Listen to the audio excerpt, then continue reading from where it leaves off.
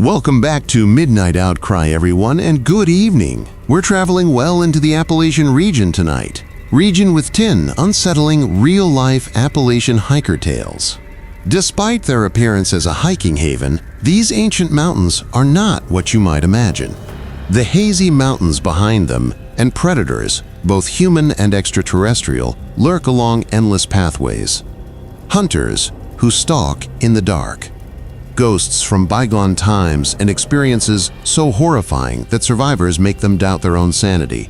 Just because you're prepared doesn't mean you're safe on the path. These 10 real-life stories will leave you pondering and will challenge all of your preconceived notions about outdoor safety. Are you ever really alone in the woods of Appalachia? Make sure to hit it before we start. Press the subscribe button and sound the alert. You won't want to miss any of the spooky tales from Midnight Outcry. Together, let's now venture into the shadows. I was going through what you might call a quarter, back in October of 2011. Crisis in life. At the age of 26, I had recently ended a lengthy relationship and discovered who I was, having more leisure time than I could possibly use. At that point, I made the decision to trek a solo portion of the Appalachian Path across North Carolina, particularly a secluded area between the Smokies and Fontana Dam that most, due to its reputation for being secluded, people tend to avoid it. I ought to have focused more on that reputation. It was an easy strategy. 3 days, 2 nights, and roughly 30 miles of hiking. It meandered across some of the eastern United States' last remaining natural wilderness. I had a lot of solitary. I've gone camping before, but never this far from the city. The closest road was cell service is about 8 miles away. Don't think about it. That seclusion was precisely what I believed I required. It was time to get my thoughts straight and decide what I wanted to do with my life. Everything went nicely on the first day. Gorgeous fall weather that is chilly but not frigid, filtered by that golden light through the canopy that helps you comprehend why hiking is so popular. I arrived on time and at my intended campsite, a tiny area roughly 50 yards from the main path, as the sun was beginning to set behind the trees. I should have noticed the silence at that point. Unnaturally, that is. Silent. No sounds of birds. No sounds of tiny creatures rustling in the brush, no. The sound of my own breathing, the distant buzz of insects, and the sporadic, acetylene branches crack. I attributed it to the late season at the time. October, the majority of wildlife is most likely getting ready for winter. I set up my tent, started a little fire, and made myself comfortable for what I thought would be a quiet evening. The temperature decreased more quickly, more than I had expected. I could see my breath in the firelight by the time I finished my freeze-dried dinner. I moved my sleeping bag closer to the fire ring and added more wood to the fire, intending to remain up a little later before going back to my tent. I smelled it for the first time then. Blazing, not wood, something different but smoke from my campfire, something natural and incorrect, such as hair or worse. I glanced around, wondering whether an animal had strayed too near. I saw nothing, but it singed itself to my fire. The scent was subtle and moved with the wind, but it's obvious. Just when I was beginning to get nervous, I heard footsteps. Slow and methodical footsteps in the leaf litter that circled my tent, too far away for me to see in the dark. Not the speedy, the heavy shuffling of a bear or the light feet of a deer. These had a very human sound. However, who would be, without a torch, hiking out here at night? "Hello," I yelled, attempting to sound steady. "Anyone there?" Immediately, the footsteps ceased. I strained my ears as I sat there for what seemed like forever, yet all I could hear was my campfire's pop and hiss. Perhaps I had dreamed it. Perhaps I was already feeling the effects of my isolation. I made myself chuckle about it and fueled the fire with an additional log. However, the odor returned with more intensity, that terrible burning smell that caused my eyes to moisten and my stomach to turn. Additionally, a fresh sound. The sound of someone struggling to breathe through a deep, rasping wheeze injured lungs. Snatching up my flashlight, I swept the beam about my encampment. Just trees and dancing shadows in the light. However, The stench was growing stronger. I could swear now that I heard the hard breathing, originating from various angles. I saw him at that point. At the very edge of my figure that made my blood freeze in my veins was standing in the glare of a flashlight, perhaps 20 feet distant. Although it was human-shaped, it was incorrect in every other respects. The attire, if it could be called that, seemed to be burnt rags dangling from a frame that appeared to have been burned. However, it was the skin that nearly put my flashlight down. Like charcoal overcooked on the barbecue, it was blackened and cracked. I could see what appeared to be bone underneath in several spots, as well as the face. The face of God was the most unpleasant aspect, with empty voids where eyes should have been. The features were warped and melted. However, I knew, that it was staring right at me. The object didn't make a move, didn't produce any noise other than that awful wheezing. It simply stood there with its head cocked slightly, as if was researching me. Bile was building in my throat, and the stench of burning flesh was suddenly overpowering. We stared at each other for a long time. It felt like hours, although it was really only seconds. Then, without prior notice, the whatever magic had been keeping me still was broken when a figure stepped closer. I scurried back and knocked, sliding into my own fire and over my Camp CH chair. I was having trouble holding the flashlight beam steady as it wavered wildly, focused on the advancing figure. One more step and another. Every motion was jerky, unnatural, like someone operating a marionette who had never already worked the strings. But that rasping breath was growing louder, and it was undoubtedly headed toward me. I wasted time attempting to be courageous or logical. All of my instincts were shouting for me to flee, and I paid attention to them for the first time in my life. I took hold of my backpack. Ignore the tent, ignore the sleeping bag, ignore everything else, and ran toward the path. In my behind, I heard what sounded like a voice, a wind-like sound coming from a chimney, or perhaps like someone attempting to communicate through an ash-filled throat. I didn't pause to pay attention. The ensuing hours were a haze of frantic hiking in the dark, with my flashlight serving as my only source of guidance. The route is occasionally marked by white flames. With a full pack, I moved more quickly than ever before, propelled by I had never felt such horror. It was that charred figure in every darkness. I jumped at every sound and accelerate my speed.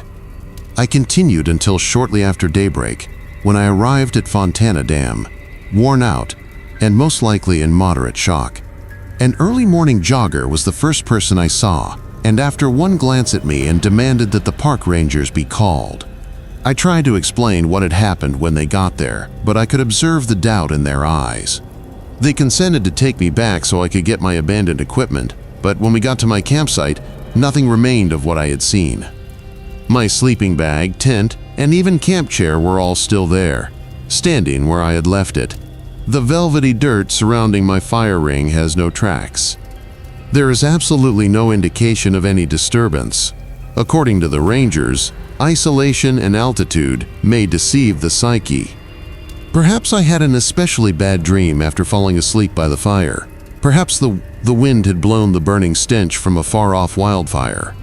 Reasonable explanations, and I fervently hoped that they were true. But what I observed is known to me, and above all, I understand how I felt as those empty holes stared at me from the other side of the campfire. It wasn't a person. It wasn't organic. Furthermore, that was definitely not a hallucination. I never returned to complete that trail segment. I still wake up, 14 years later. The image of that melted face was etched in my memory, and occasionally I would wake up with the smell of burning flesh in my nose. That monster, whatever it was, is still waiting in the shadows between the trees in those mountains.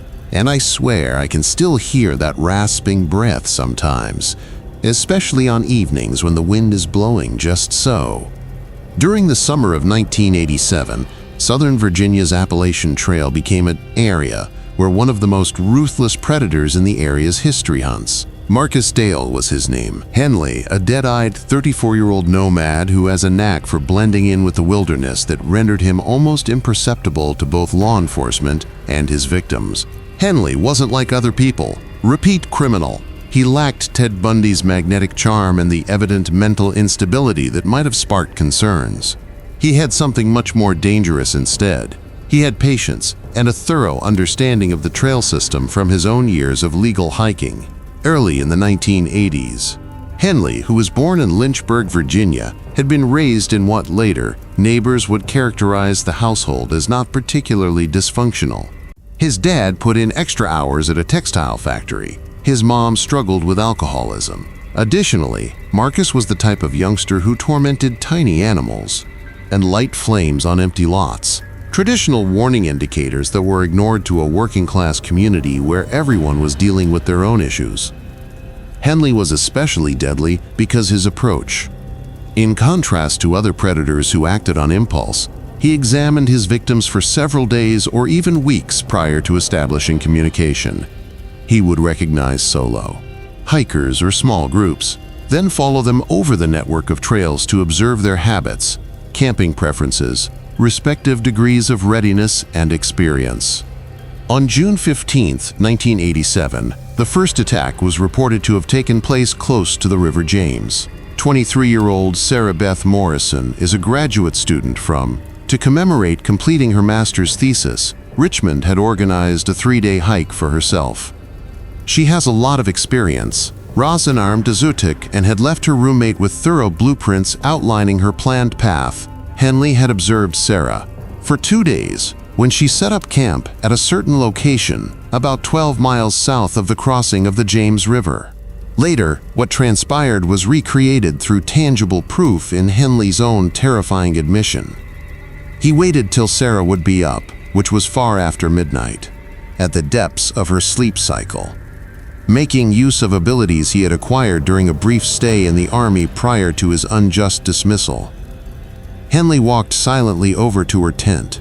He had made a little incision in the back of the fabric of the tent, insufficient to rouse her, but sufficient to reach inside and find her knife, which she silently taken out of her pack. A stranger was crouching over Sarah's sleeping bag when she woke up, and her own knife up against her throat. At first, she believed she was having a bad dream. Later, Henley revealed investigators that he relished the brief period of bewilderment, the moments when his victims were unable to fully comprehend what was going on with them. Other hikers discovered Sarah's body 3 days later, approximately half a mile from her campground, partially hidden beneath fallen trees. The report from the medical examiner's specific wounds that are in line with extended torture before to death. Her tools had been meticulously ruined. The contents of the backpack were strewn and dirty. The tent was cut to ribbons. Bottles of water were crushed and drained. Henley's first error, however, was stealing a prize. Sarah's journal of hiking. She had been recording her graduate studies on Appalachian plants in a leather-bound notebook. It was required, uncontrollable, and one that would ultimately bring him to ruin. 5 weeks later, on July 22nd, there was a second attack. The victims this time were a Maryland couple. Jennifer Walsh and David Walsh are both seasoned hikers, and during their so-called pre-honeymoon camping vacation, a couple in their late 20s had been organizing their wedding. Henley had discovered, after nearly a week of observing them, that David was a little too protective of Jennifer, and that David made it a habit to inspect the campsite's perimeter before going to bed every night. On the 4th night of their camp, in the George Washington National Forest, next to a secluded refuge, Henley used this information against them. He diverted attention by rustling shrubs and breaking trees around 50 yards away from their campground.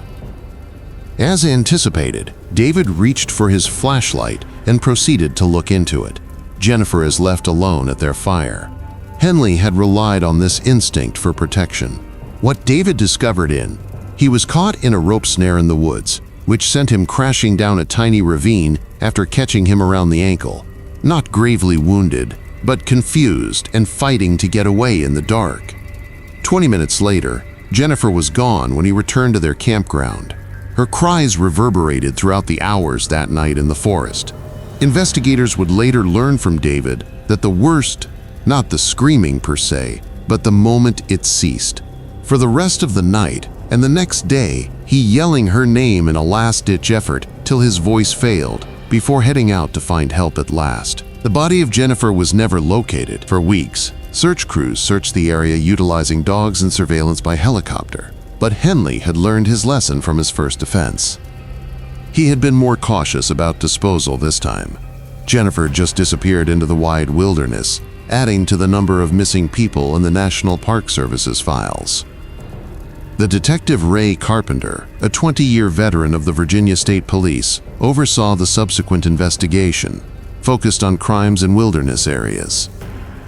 It was Carpenter who initially recognized the parallels between Sarah's murder and the disappearance of Jennifer. The deliberate destruction of camping gear, proof of persistent stalking, and the majority of, crucially, the absent personal belongings that implied trophy-taking behavior. However, Henley's third assault was the one that afforded investigators the much-needed respite. The 8th of September, 1987, he went for Tommy Rodriguez, a small hiker he believed to be another lone hiker. A 25-year-old Marine on leave chose to hike portions of the trail he had missed during his break, his early years on the East Coast. Henley approached by employing the same strategy that had previously been successful, waiting until cutting into the tense fabric in the middle of the night, in an effort to disarm his victim when they were confused by sleep. However, at the height of the Cold War proxy wars, Tommy had served 3 tours in Central America, and his fighting, the instincts remained acute. Tommy woke up and started to move as soon as he sensed the tent canvas shifting. Henley discovered himself up against a skilled murderer who had spent years in the field, rather than a scared victim, gaining experience in close combat. It was a short but nasty struggle. He was saved by training, but not before Henley used the Marine's own knife to cut him across the shoulder. As bleeding from multiple defensive wounds, Henley ran into the darkness and dropped what would turn out to be Sarah Morrison's hiking diary as an important piece of evidence. Detective Carpenter now have tangible proof that connected the crimes, and Tommy Rodriguez might be able to give their suspect's first thorough description. More significantly, medical care was necessary for Tommy's wounds, and Carpenter hypothesized that Henley would also require treatment for his wounds. When a Wsboro physician reported treating a male, the net started to narrow, claiming to have been hurt and having significant cuts that fit Henley's description in a hunting mishap. The patient's car plate number was noted by the suspicious doctor, Marcus. On September 15, 1987, Dale Henley was taken into custody at a motel by the side of the road where he had been living under a fictitious identity. Investigators discovered Sarah Morrison's notebook in his possession, Jennifer Walsh's engagement ring, and thorough notes regarding 17 additional possible victims. He has been stalking the Appalachian Trail at different places. When Henley confessed, he displayed no regret for his transgressions. He discussed his victims with the disinterestedness of a biologist talking about specimens in the lab, explaining in clinical terms how he had planned his attacks and researched their patterns of behavior. When questioned about why his response was chillingly realistic. He was picked to prey on hikers. They emerge here. By itself. They are secluded, and it will take days for anyone to discover them. It's simply sensible. Henley was found guilty on 1 count of attempted murder and 2 charges of first-degree murder. He was given after being sent to Red Onion State Prison for life without parole. He passed away there of a 2003 heart attack. He was incarcerated in solitary prison following several violent encounters with other prisoners. The case altered the number of individuals who approached alone, trekking in the area. What was formerly regarded as a tranquil haven in nature suddenly posed an extra degree of danger. The information predators could utilize the remoteness of the wilderness to its guests. Carpenter, the detective who retired in 1998, would thereafter claim that he learned something unsettling about human nature from the Henley case. Malevolent doesn't always appear how you might expect. Occasionally, it appears to be just another walker on the path, someone you might share a campfire or give a casual nod. Because of this, it's so hazardous. Henley's notes also listed 17 additional possible victims, including never recognized. There might be proof of unsolved crimes somewhere in those mountains. The forest will always have secrets. In early October 2019, on a dreary morning, seasoned hiker Janet Morrison was traversing the western North Carolina Blue Ridge Mountains on a little-traveled path when she noticed something that would follow her around for months. Nestled beneath a massive boulder around 30 feet away from the main trail, a tiny metal tin was partially obscured by mountain laurel and fallen leaves. The type that hikers and geocachers use to stockpile emergency supplies. Janet nearly went by it.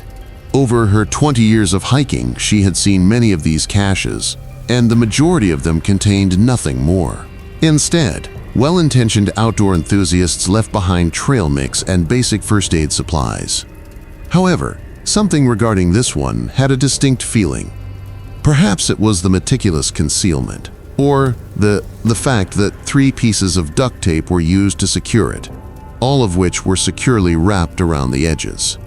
As she pried, when she opened it and saw what was inside, she called 911 right away. The tin had a folded sheet of paper, a pencil that had been stubbed, and a little digital camera that was past its prime. However, Janet's hand trembled as she unfolded the paper.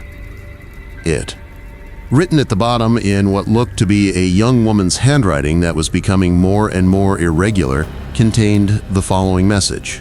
"My name is Sarah Chen, and I am 24 years old from..."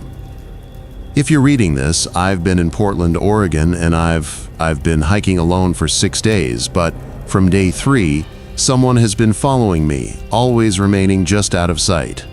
They keep an eye on my campground at night though, and I can hear them moving through the brush when I pause. Discovered tracks this morning near my tent which were not my boots, and someone was standing directly next to where I was asleep. I'm afraid that hiking back the way I came will lead me back to them, but I'm running out of time. I'm going to try to obtain assistance by following this creek downstream because I ran out of food and my water filter failed yesterday. It must go to somewhere. Please inform my parents, David and Linda Chen, in Portland, that I tell the person who is following me that I tried to be clever about this since I love them. I had a glimpse of them yesterday evening. They are tall, dressed in dark clothing, and walk very softly. GPS coordinates where I am leaving this before. This is not a random event. Take caution. North 35.7489 degrees, 82.1267 degrees west. Time 2:47 p.m. Date September 23, 2019. I can hear them once more. Detective Michael Torres of the Henderson County Sheriff's Office arrived at the site and said they're getting closer the afternoon, accompanied by a local volunteer fire department search and rescue crew. Torres had been, after 15 years of looking into missing person cases in mountainous areas, he was able to identify Sarah's coordinates, written. They put her on a secluded trail segment that linked to multiple hiking paths, creating the date on the document most disturbed Torres, since it was hard to tell which way she might have gone. Note dated September 23, 2019, almost 3 weeks prior to Janet Morrison discovering the approximately 3 weeks in which Sarah Chen of Portland, Oregon, had not been reported missing.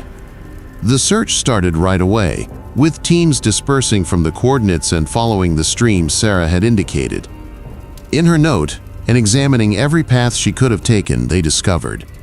About 2 miles northeast of the location where the tin had been concealed, she set up her first campfire, a tiny clearing that revealed clear evidence of recent use, with cold ashes found in the fire ring, and cautious. Upon closer inspection, 2 distinct sets of footprints appeared in the soft earth surrounding the spot.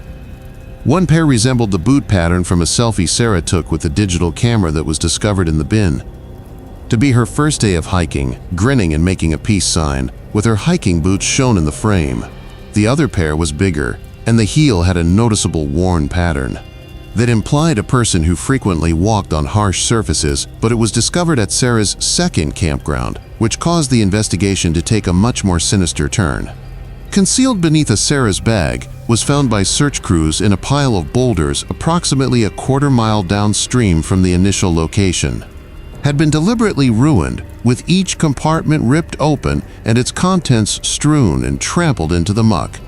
Her tent was torn into bits, her sleeping blanket was torn, and even her water bottles were drained and punctured. Had previously witnessed such devastation, but not in relation to a missing person case. The methodical vandalism implied anger, but also a more measured attitude, as though someone preferred to make sure Sarah would never be able to use her gear to survive in the wild. The digital camera from the tin supplied important proof. In addition to standard trekking images, picturesque. Among the pictures were scenery, wildlife, and Sarah's meals prepared on her camp stove. That revealed a more unsettling tale. Beginning on what seemed to be her third day, the pictures showed her trees that partially block out figures, which are always too far away to see details, but obviously human shapes that appeared to be observing Sarah from the woods. In one especially eerie picture captured using the zoom feature of the camera, a figure was spotted standing still, about 50 yards away from what looked to be Sarah's tent in the trees.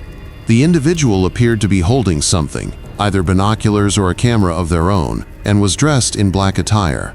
The memory card's last image was time-stamped at 2:33 on September 23rd. It displayed the view at 14 minutes before Sarah wrote her frantic note. Through the partially unzipped door of her tent, gazing out from within. In the distance, almost discernible among Detective Torres, called the Portland Police Department after spotting a human figure in the shadows that seemed to be approaching the camera. Police Department, which attested to the fact that David and Linda Chen had submitted a SUWA. On October 1st, 1 week after her scheduled return from her solo trip, they filed a missing persons report for their daughter Sarah. Trekking journey across the Appalachian Mountains. The Chens supplied pictures that corresponded with the camera's images, verifying that they were handling a legitimate case of missing persons. Sarah Chen had earned an environmental science degree from Oregon State University and served as a knowledgeable hiker since she was a teenager, having gone on solo excursions across the Pacific Northwest without event, and intended to use the Appalachian journey to learn more about the eastern wilderness prior to enrolling in graduate school. Sarah's parents said she was meticulous about her safety. She usually had thorough trekking plans, had received training in outdoor first aid and emergency communication. Her predicament had gotten so bad that she had been forced to leave a frantic note in a secret container. Farsi, become. Over 200 people participated in the 3-week-long search for Sarah. Helicopters fitted with thermal imaging searched miles of deep forest, involving volunteers and several agencies. Scent trails that tracking dogs followed appeared to vanish into rocky areas, making tracking impossible. Instead, they discovered indications of a far more extensive pattern.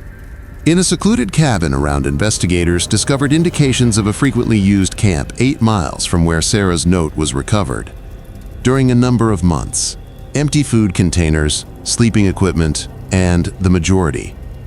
Most unsettling of all was a group of private belongings that seemed to have been stolen from various hikers. A woman's watch, multiple bandanas, bottles with different hiking club stickers, and a tiny notebook comprising what seemed to be thorough observations of hiker behavior and trail conditions.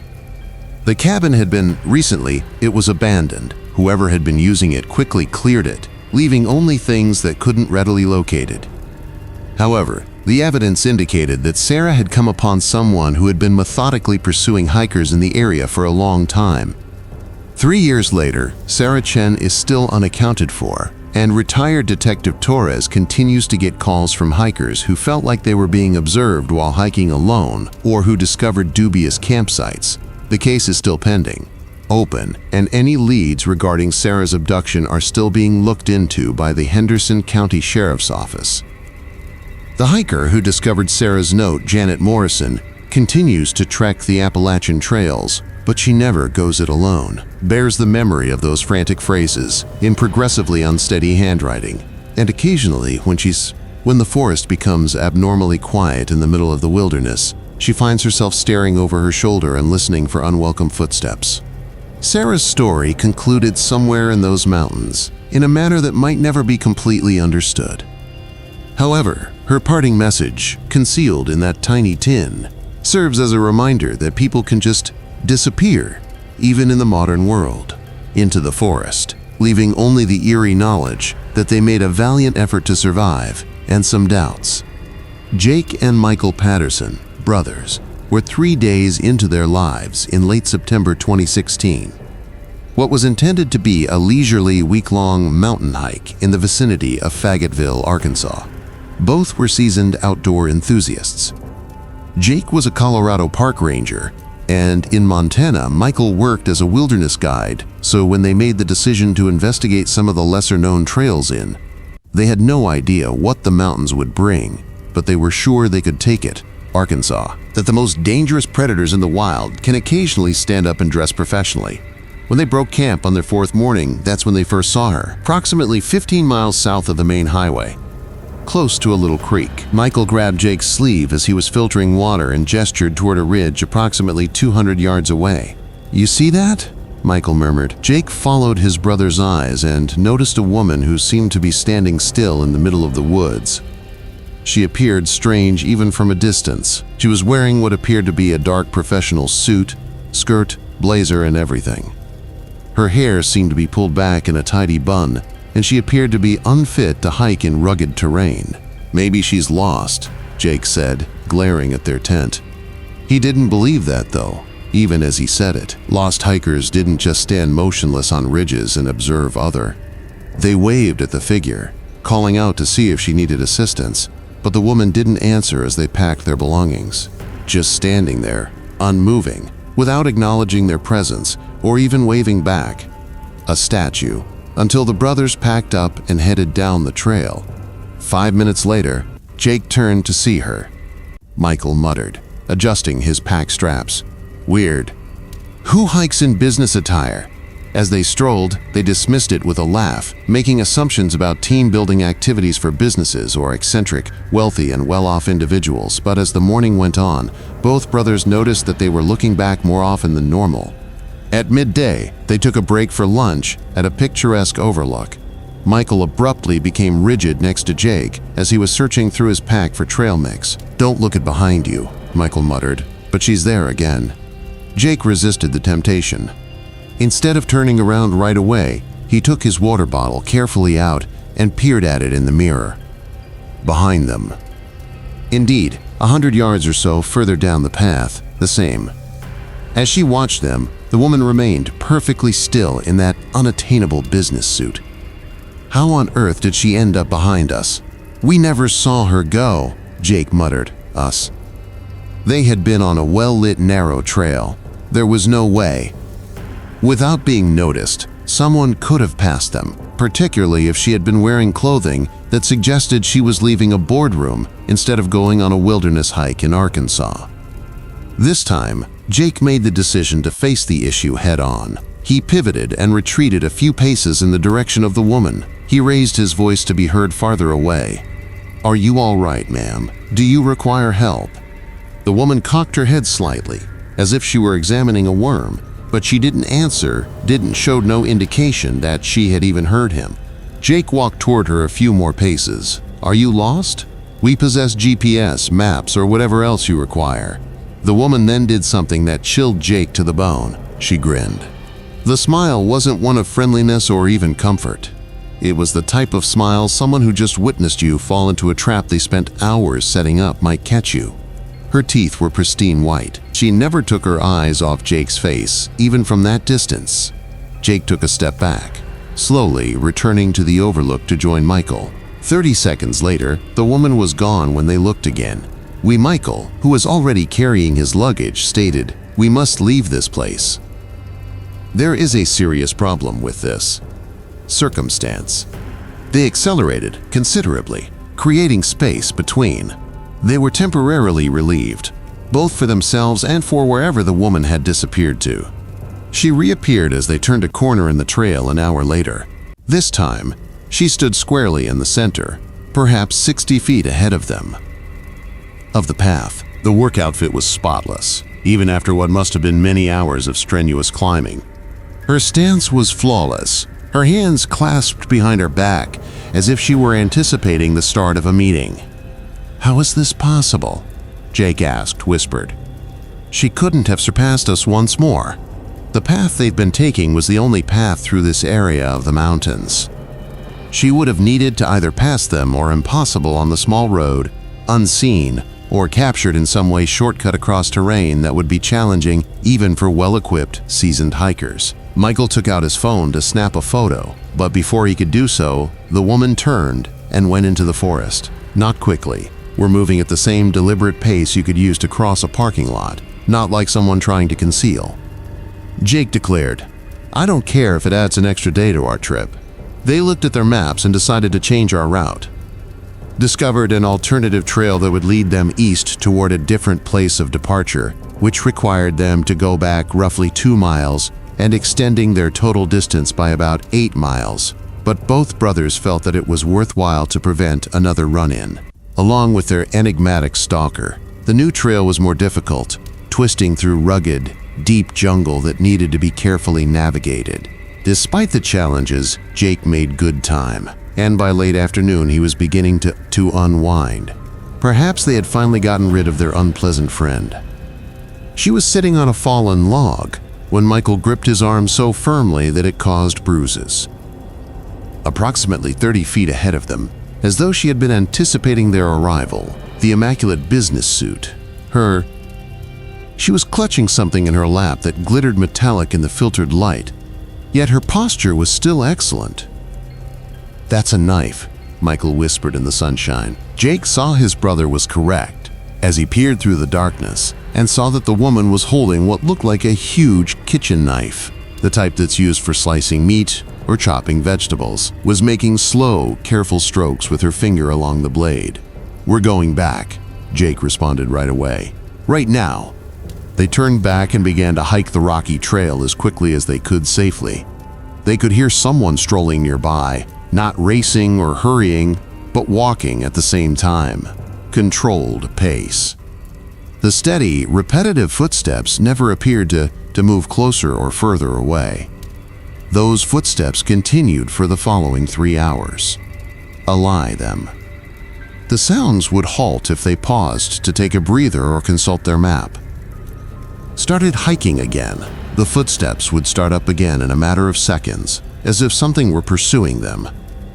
Them to be aware that they were being pursued. The brothers were confronted with a dire decision as the sun started to fall. They could set up. They might try to hike out in the dark on their own, or camp and hope the woman will leave them alone at night. Uncharted paths. Since neither seemed secure, they decided to continue hiking. Using those steady footsteps continued behind them as they navigated through the darkness using their GPS and headlamps. They never stopped, even if the sounds seemed to originate from the right or left side of the trail at different times. Ball. It wasn't until they arrived at the parking lot in the morning, weary. They were so profoundly shaken and dehydrated that the footsteps eventually stopped. After loading their belongings into Jake's truck and leaving without turning around, they later that morning left the safety of a diner inn.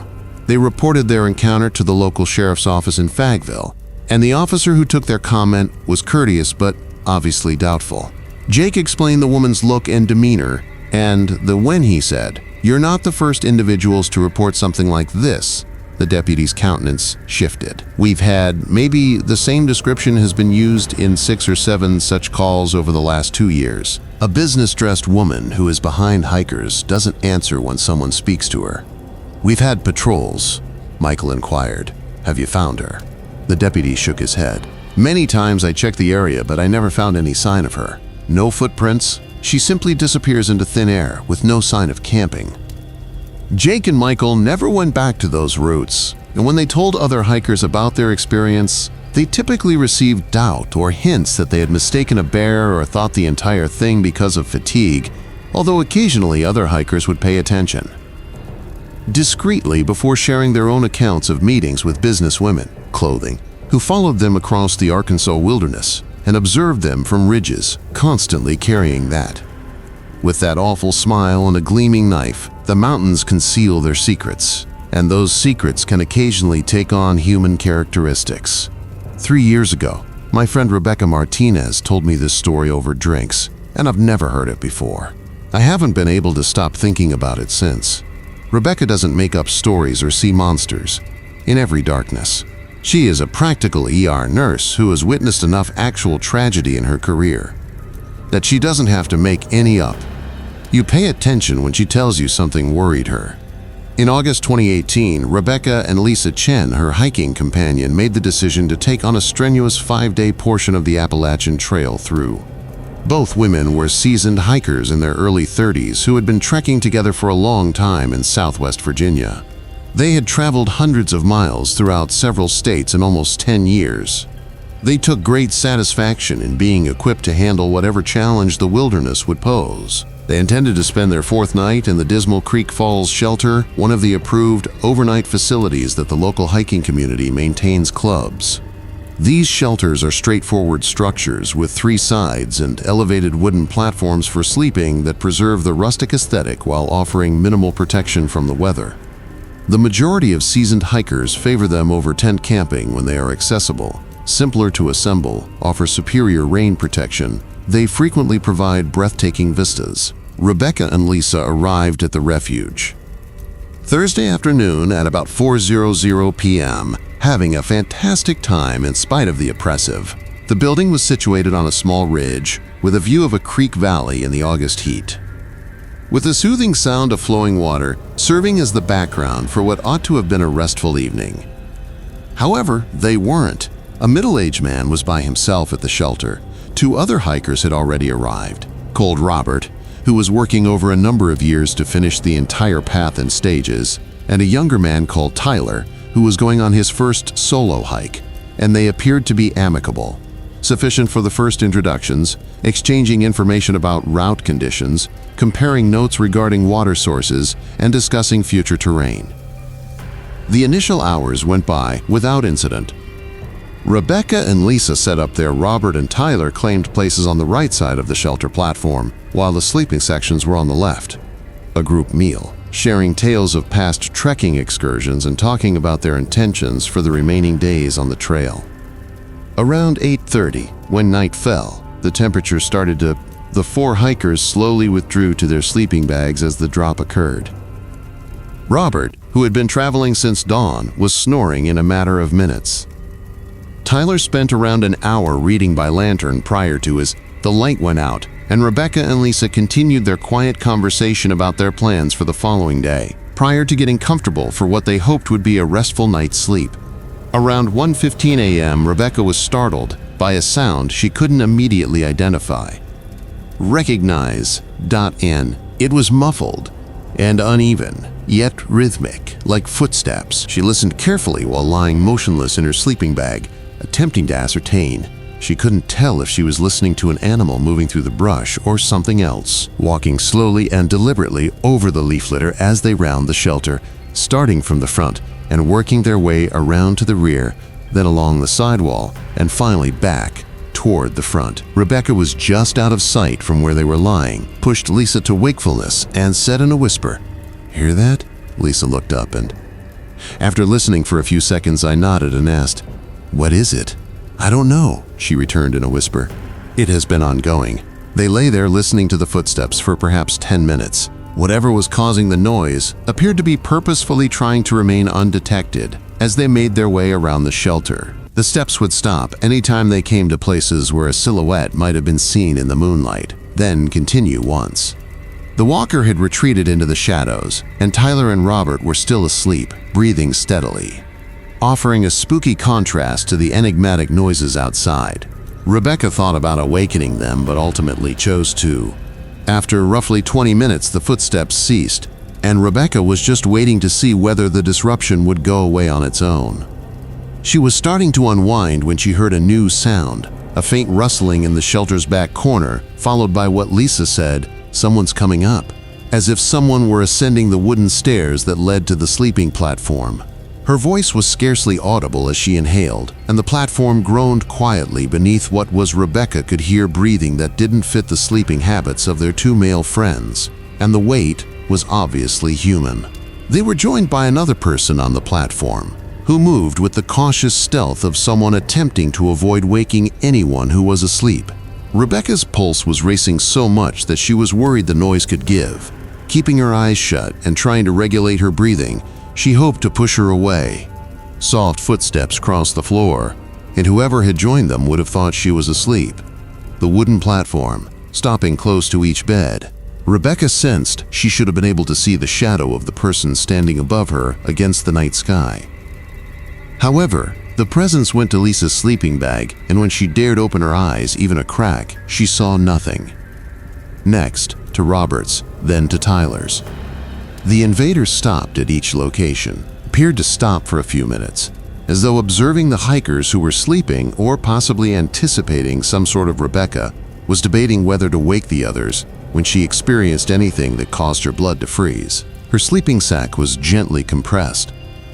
Like someone gently putting their hand on the cloth close to her shoulder, the contact was purposeful, and clearly Lisa must have experienced something similar, human, and completely horrifying. Because Rebecca heard the deep rhythm of her friend's sleep give way to the rapid, shallow breaths of attempting to remain calm, but neither woman made any noise or movements that may demonstrate that they were awake. The touching went on for what seemed like hours, but was likely just minutes, outside of their sleeping bags, not in a forceful or violent manner, but with a purposeful closeness that was in some way worse than a direct assault.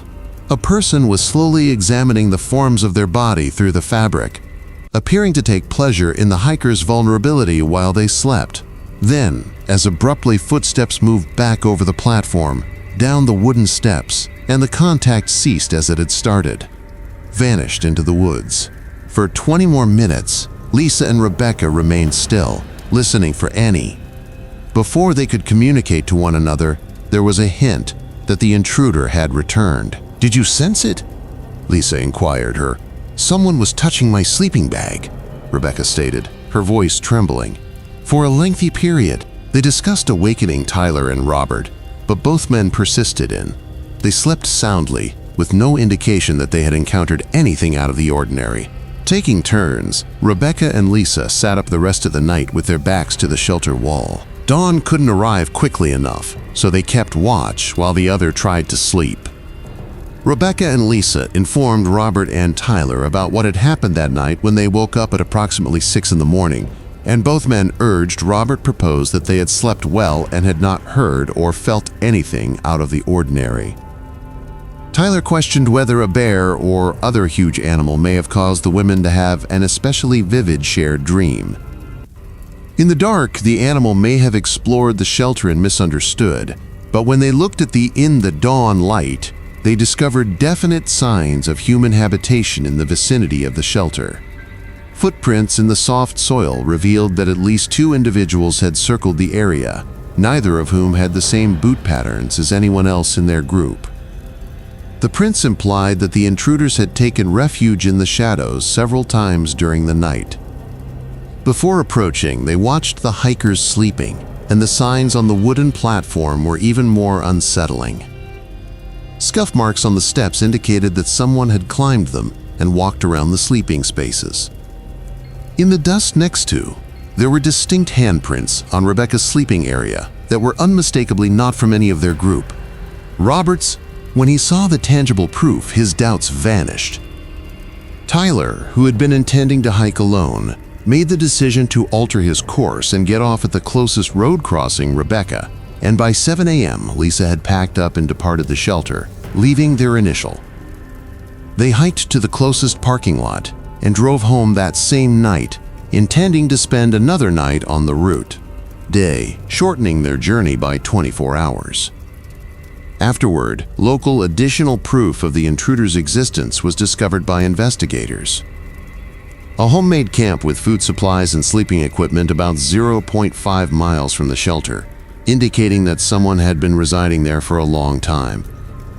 When police came, the camp was deserted, but the residents had abandoned objects that suggested they had been keeping an eye out for hikers who could be utilizing the shelter system. A few months later, 2 men were taken into custody in relation to a string of attacks on hikers around the area. Both had lengthy criminal records that include accusations of sexual assault and stalking. Although they had nothing to do with the events in the Dismal Creek Falls refuge, the date and place of their actions clearly indicated that they were unwanted guests of Rebecca and Lisa, who continued to trek frequently. However, she tells me that occasionally when she's erecting her tent, she'll never sleep in a trail shelter again. She'll be listening for footsteps in the dark in the backcountry and recalling the sensation of unidentified hands gliding across her sleeping bag. She claims that the worst aspect was not the actual dread, but rather the realization of how we were utterly defenseless. 2 of us and 4 seasoned hikers were tortured for hours while the others slept 10 feet away. We wouldn't have been able to stop those men if they had intended to harm us. Wild creatures and natural perils are not often the only factors that make the wilderness dangerous. The most terrifying predators are those that are aware that lone hikers are defenseless, alone, and distant from any assistance. This story is from Mark Stevens. Mark, a wilderness EMT, told me about this story at a 2020 search and rescue training seminar. Has been reacting to wilderness situations for more than 15 years, and he's the type of person who can set a fractured bone with improvised tools and effortlessly carry an adult man 5 meters across rugged terrain. When someone with his experience tells you that a rescue situation made him shiver, you listen. On a chilly November night in 2017, in a secluded area of the Appalachian, Mark was leading a group of 6 seasoned hikers on what was meant to be a trail in eastern Tennessee. Regular 3-day training trip that covered emergency response and outdoor first aid methods. Comprised a former Army medic, a nurse practitioner, 2 additional EMTs, and 2 unpaid volunteers were pursuing certification as wilderness first responders. They had practiced improvised stretchers in several rescue scenarios throughout the day, building, treating hypothermia, and evacuation protocols for various terrain types. As the sun started to, they were trekking toward their intended campsite at approximately 5:30 p.m. when they heard a voice yelling for assistance from a distance of roughly 200 yards off the main trail. Somewhere down a steep slope with fallen lumber and slippery rocks, Mark asked for his crew to stop right away while he evaluated the situation. "Assistance! I need someone to help me, please." The voice was obviously young, male, and full of, "I believe my leg is broken, and I'm in real pain and panic." Mark's training kicked in. Without delay, he constituted his group, delegated responsibilities, and started to the voice while continuing to communicate with each member of his group via radio. This was precisely the type of situation that everyone knew their roles, and they had been preparing for this. What they discovered when they arrived at the injured Mark became wary of the hiker right away. The young man, who seemed to be was in his early 20s, lying at the foot of a little cliff that was perhaps 10 feet high, with his right leg was bent at an odd angle, but he was awake and able to think, he gasped, "Thank God you found me!" But his story didn't add up. When Mark's group arrived, he said, "I've been here for hours. I slipped while attempting to take a shortcut back to the route." On a few loose stones, Mark knelt next to the wounded hiker as his group started unpacking their medical equipment inside a perimeter. The leg was unquestionably shattered, with a complex tibial fracture. It was steadily bleeding after piercing the skin. However, Mark was troubled by a number of issues when he started his evaluation. The hiker's equipment was incorrect to start. He was dressed in pricey hiking boots that were nearly immaculate, indicating they were fresh. Although he wore expensive outdoor gear, it was too clean for someone who had hiked for a sufficient amount of time to take risky shortcuts and get lost. His bag was of the highest caliber model, but it had hardly nothing in it. Very little water, no food, and none of the usual safety gear that any seasoned hiker would have on hand. Furthermore, his wounds didn't correspond with his narrative. There were no more cuts, but the leg was severely shattered. Abrasions or bruises that one might anticipate from someone who has tumbled down a rough slope. His face was unmarked, and his hands were spotless. And aside from the area around the leg wound, his clothing was clean and undamaged. His actions were the most concerning. He was more concerned about Mark's team than with his own injuries, even though he had a terrible compound fracture. His gaze kept flitting between the various gang members, and he was inquiring in depth about their identities and locations, where they would have originated from. As Mark started to stabilize the fracture, he said, "Are you guys alone out here? I mean, is it Sarah?" The nurse practitioner looked at Mark and said, "Just the 6 of you?" For someone, that was a strange question to be asking in his circumstances. "Mark, we must concentrate on stabilizing you," avoided giving a direct response. This occurred how long ago? Perhaps 3 hours, the wounded hiker responded, but his expression was unsure. It is difficult to maintain when you're in this much pain. Keep track of time, leaving part of their medical equipment behind and making a swift return to the main trail, but carrying anything that is necessary. Behind them, the wounded hiker was shouting to his Confederates, and they could hear it. His tone had changed. Sharp with command, but feeble or hurt. Cut them off while they're leaving at the trail. A frightful game of cat and mouse through the encroaching jungle ensued.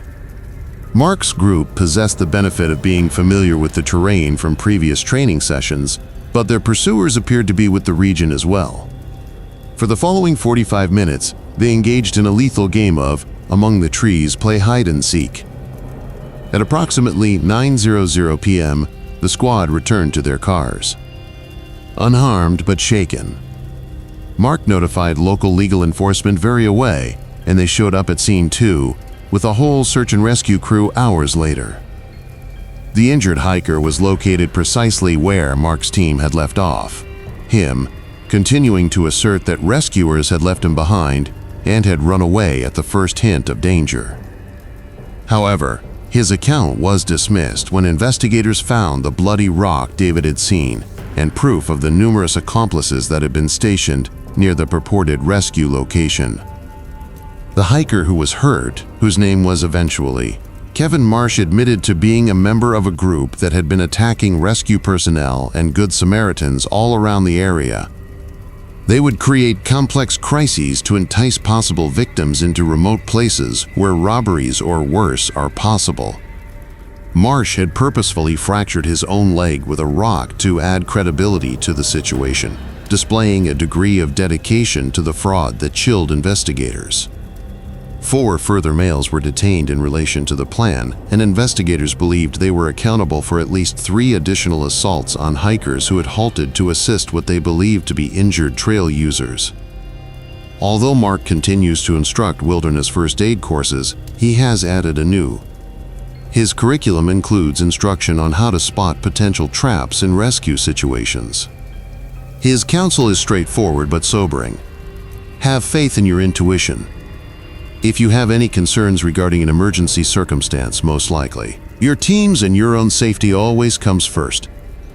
First, even in situations where someone seems to be in dire need of assistance. The people looking for isolation and serenity are drawn to wilderness areas. However, it also offers the ideal cover for people who rely on other people's kindness. I initially believed the fisherman at Pierce Pond was just another early morning fisherman attempting to eat breakfast before the hikers arrived for the day. This occurred in September of 2015, when I made an effort to finish the primary portion of the Appalachian Trail in a single strenuous 3-week trek. Pierce Pond is positioned as about 15 miles north of Caratunk, Maine. There is a mirror in the wilderness, encircled by deep woodland that seems to block out sound and produce a serene, almost cathedral-like ambiance. The actual pond is about a mile long and, at its widest point, perhaps half a mile across. Location: supplied with chilly mountain streams that maintain the water's purity even in the midst of summer. In an attempt to make up time, I had been hiking since before sunrise. I arrived at the eastern edge of the pond just as the sun was about to set after a late start the day before. Morning fog. The image of ribbons of fog floating across the immaculately motionless river was stunning. Columns of golden light that appeared to dance amongst the trees as the first rays of sunlight fell. At that point, I observed him, approximately 50 yards offshore, standing in what looked to be an ancient. A guy deploying a fishing line in a wooden rowboat had the rhythm of someone who had been doing it for decades. Details that appeared strangely particular were visible to me even at that distance.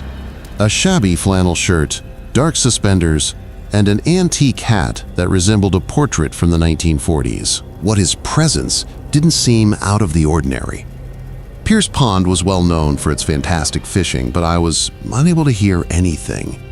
No water splashing from the line, no creak of the... Despite the ideal acoustics across the motionless pond, there was absolutely no sound coming from his way. I took a break from hiking to take in the serene setting and watched him for about 10 minutes. Something was there. His meticulous casting technique is captivating. The way he appeared flawless balanced on the little boat, totally in tune with his surroundings. It was the kind of moment where you realize why people want to experience the wilderness. A look back at a simpler era when natural cycles, rather than electronic clocks, dictated the pace of existence. In the end, I shouldered. I waved to the fisherman as I went by and carried on along the shore route with my load. He failed to recognize the gesture, but I figured he just didn't want to be bothered and was fishing. Not until after hiking another half mile, I became aware that something odd had occurred. The fisherman had left when he turned for a final glance at the pond. Totally gone. There was no indication that anyone had ever been there. No boat and no figure.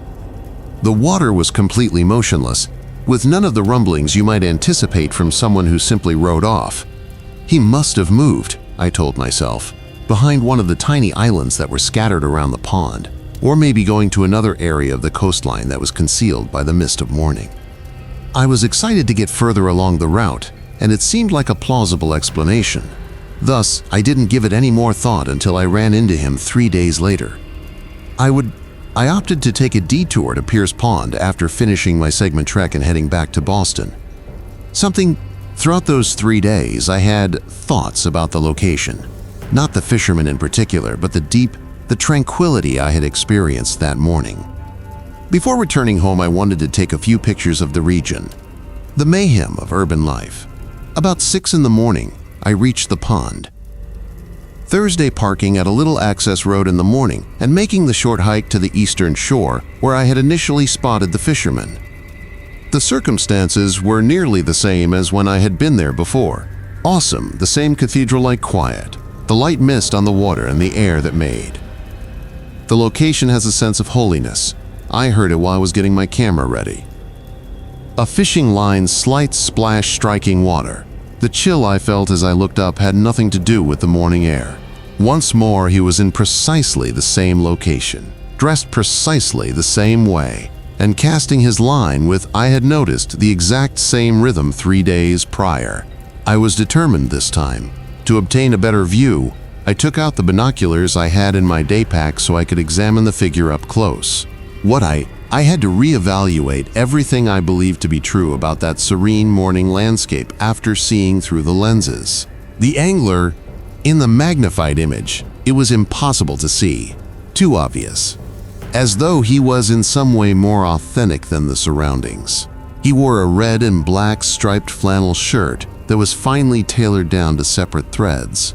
His brown leather suspenders were polished from years of utilize. A tiny feather was placed into the band of the traditional fedora hat, but I lowered the binoculars with trembling hands because of his face. He had features and was young, perhaps 30 years old. They were so clear they almost looked like photographs. Dark-haired and clean-shaven, evident under the hat, and a sign of his whole focus on his fishing. Nothing spectral was present, or translucent around him. He appeared as genuine and substantial as any person I had ever seen. Aside from his eyes, I could see that his eyes were white when he turned slightly to face me. Not the lack of color white that you could notice in an overexposed shot is known as blind white. They appeared to reflect light in a manner that is just not visible to human eyes, producing an effect that was both intriguing and quite unnerving. I lifted the binoculars once again in an attempt to interpret what I was observing. However, the fisherman was no longer heading my direction and had gone back to casting. For I observed him through the lenses for the next 20 minutes, taking notes on all I could see. His method was perfect, the type of casting that results from years of practice. With flawless curves, the line would arc out over the lake, landing with little as a ripple to cause surface disturbance. He never reeled anything in, though. Never observed him use a hook as bait. He never did any of the dozens of little things that go into actual fishing. He simply cast and cast and cast with a mechanical accuracy that started to feel more disturbing than serene. The more I observed, I saw the boat at that point. What I thought was an old wooden rowboat was visible through the binoculars. Actually, it was something more remarkable and considerably older. The wood seems to have been hand-hewn using building methods. They appeared to be decades older than contemporary boat construction. Modern fixtures, metal, and locks were absent. Fiberglass repairs and absolutely no modern hardware. Even more unsettling was that the boat was sitting higher in the water than was permitted by physics. It moved across the surface as if it were hardly making contact with the water at all, and lacking any of the displacement that one would anticipate from a vessel bearing adult man.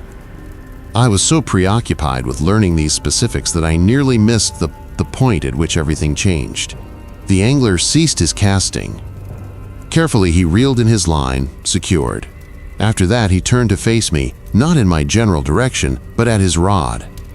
Through the binoculars, as though he could see me just as well as I could see him. In the distance, those white, reflective eyes stared at me. And I had a feeling that I had never had before. Or since. It felt as though something from another world was seeing you. Something that could view our world but didn't quite fit in.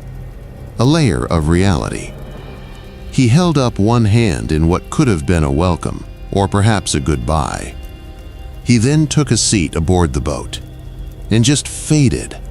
Not like mist or fog scattering, vanishing, but gradually losing exposure, like a snapshot. The specifics became less pronounced, and the hues less intense, until the fisherman and his impractical watercraft was merely a representation of a shape on the water. Even though the suggestions vanished in a matter of seconds, leaving Pierce Pond's absolutely motionless surface, I remained at the shore for 2 more hours, in the hopes that he might return, but all that was visible was the typical morning activity of the pond: fish swimming, birds, and the rare beaver swimming close by shore, the air gradually getting warmer as the sun rose higher.